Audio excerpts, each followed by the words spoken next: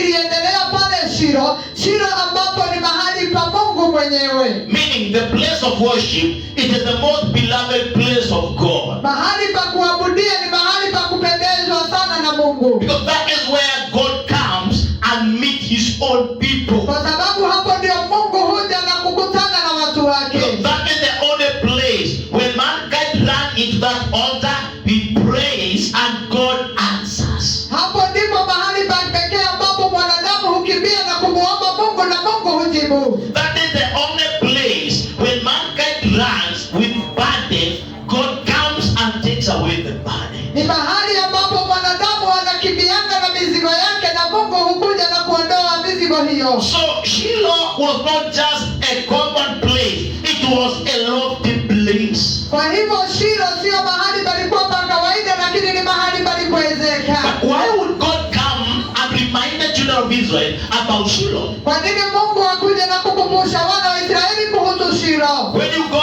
verse 1, Ukienda mstari wa kwanza, then you see, you get to understand there is a contestation utaelewa kuna mazungumzo between God and people who go to the temple to pray. kuhusu Mungu na wale watu ambao wanaenda kwa hekalu kuomba. So that Jeremiah is being commanded by God to just go and position himself at the entrance of the temple gate.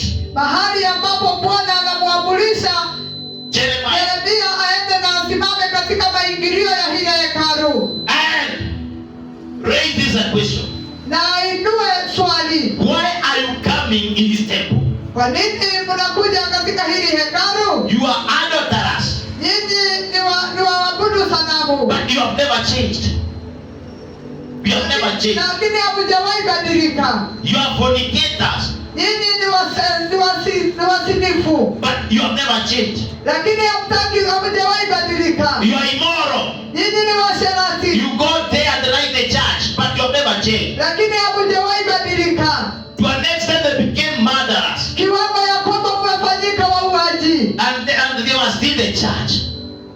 They were still entering that temple. na bado walikuwa wanaingia katika hilo hekalu. So what does the Lord say? Bwana anasema namna gani? That remind the Israelites Kumbusha Waisraeli and warn them na uwaonye and tell them na kuambia they need to heed to my warning. wanafaa kusikiza onyo langu, That if they will not change, na kama hawatabadilika, if they are not going to change, kama hawatabadilika, if they are not going to change their ways, kama hawatabadilisha njia zao, if they are not going to change their dresses, kama hawatabadilisha mavazi if yao, they are not going to change their perspective, kama hawatabadilisha mtazamo if wao, they are not going to change their walk, kama hawatabadilisha mtembeo wao, if they are not going to change their lifestyle, kama hawatabadilisha hali yao ya maisha, if they are not going to change their mindset, kama hawatabadilisha mwazo wao wa mawazo, I will do with them nitafanya bali nitawafanya what I did with Shiloh. vile ambavyo nilifanyia Shilo. Shiloh was a lofty place. Shilo ilikuwa mahali palikuwa pamekwenda. Shiloh was a place of visitation.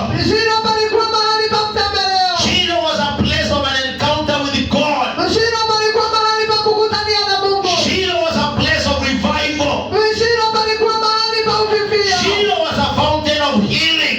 Shilo ulikuwa mlima wa uponyaji. Shiloh was a mountain of deliverance. Shilo ilikuwa ni mlima wa ukombozi. Shiloh was a mountain of victory. Shilo ilikuwa ni mlima wa ushindi. But as they continued being there, Na walipoendelea kuwa pale, they never changed. hawakubadilika. Therefore,